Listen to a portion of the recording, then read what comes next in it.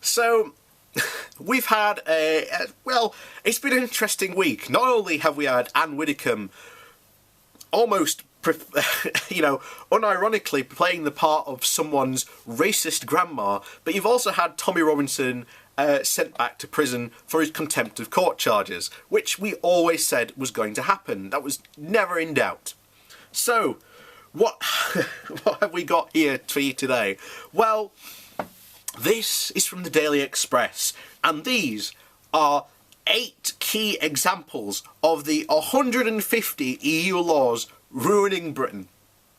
Yes, out of all 150 laws, these are the 8 that the Daily Express finds most egregious. So, number 1. Fruit juices and fruit nectars regulations.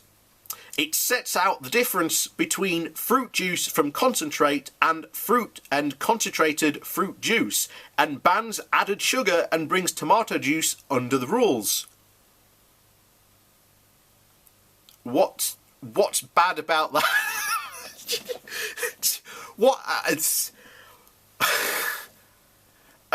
You're trying to keep people healthy by having, better teeth, drinking less sugar. How dare the EU consider that? How dare they?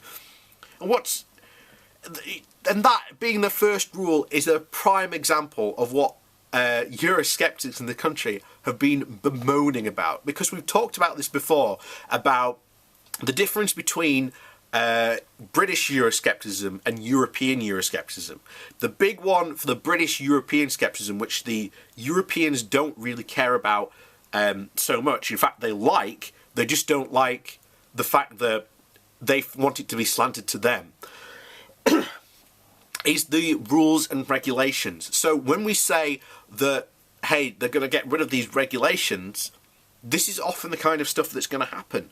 And very often, some of these rules and regulations have, important things. Sometimes it might just be really simple things, but that means that that company might have to be taxed more. And you have to have definitions for things, what something is, so that you can tax it effectively. And the whole thing about, bans added sugar, good. Good. So, EU Directive 2013 to 31 makes it illegal to ship a live dog, a cat or a ferret into the UK without health certificate signed by a vet less than 48 hours before. Oh, the horror. The horror. I have to make sure that if I'm importing a dog into this country, that it doesn't have a disease which might go and affect other people's dogs or cats in this country and maybe start an epidemic. This is, so ridiculous. Number 3, the fish labelling regulations. Labels must include the scientific name, such as Gladulus moldula, I think that's how you say it, for cod, and location caught. Why is that bad? What about this regulation makes it bad? A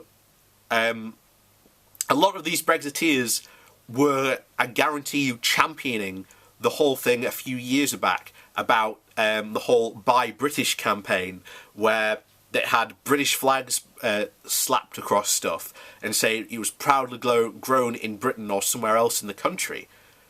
Are they going to be annoyed by the fact that this fish might have been caught off the coast of Spain or off the coast of Scotland?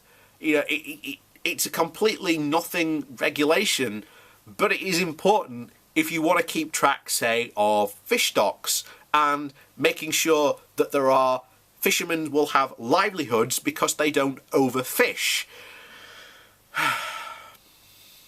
4. Energy performance of buildings regulations. Large air conditioning units must be inspected every 5 years or owners face a fine of £300. So what? What? How is that bad? You know, it's...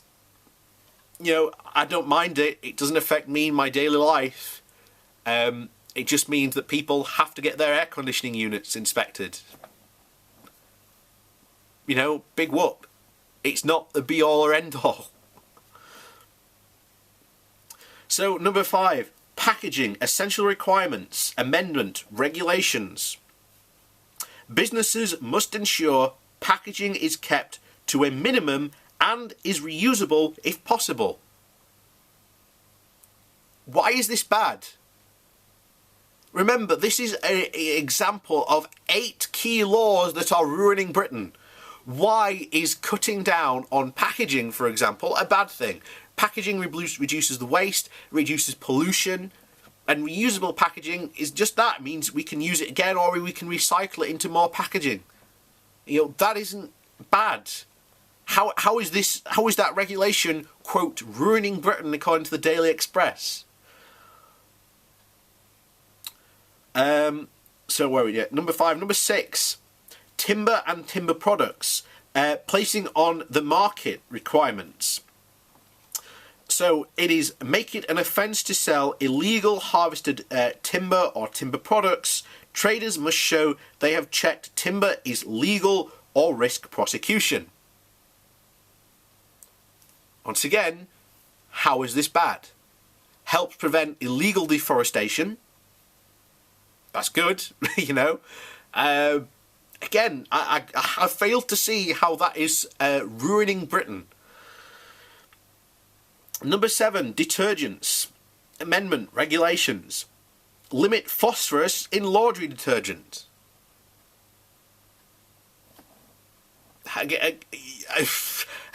You know, I fail to see how that is a bad regulation ruining Britain. And finally, number 8, bathing water regulations. Beaches will be labelled excellent, good, sufficient or poor, and people will be advised not to swim at 55 beaches branded poor.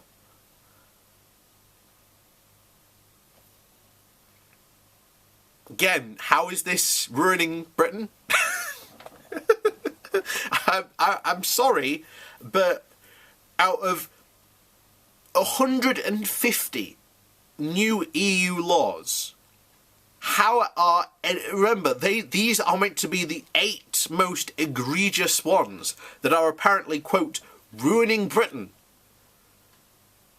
How are any of those bad or ruining Britain? They're not. You know, this is just how ridiculous the argument against Brexit is. The fact that the Daily Express is having to say that we have to leave the European Union because they have banned adding extra sugar to fruit juices. They have made it, you know, you can't bring a dog or a cat in to ship them without a health certificate from a vet. You've got to label where your fish comes from, which happens already for a lot of food.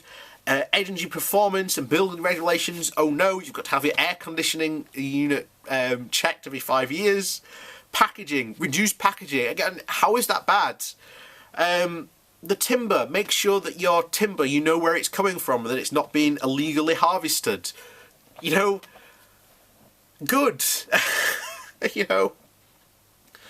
Limit phosphorus in laundry detergent. Good.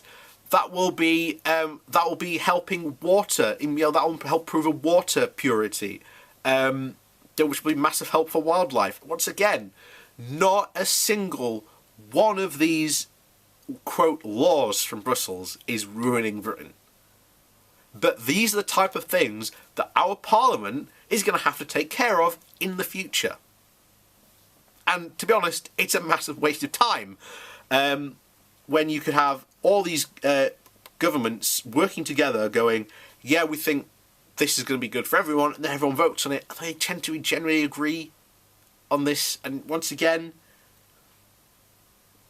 you know, these laws that I stated here aren't ruining Britain in any way, shape or form. It's completely shows how ridiculous Brexit is when it comes to they're making laws. Really, what laws? You mean laws that generally from this list help the environment, help conservation of fish stocks, and make sure that the fishermen are better prepared, but you know, for future, so that they can continue fish, that they don't overfish, which was a prime example.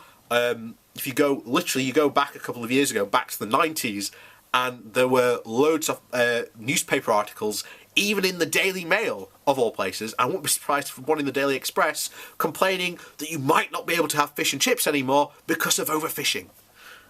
So, there we are.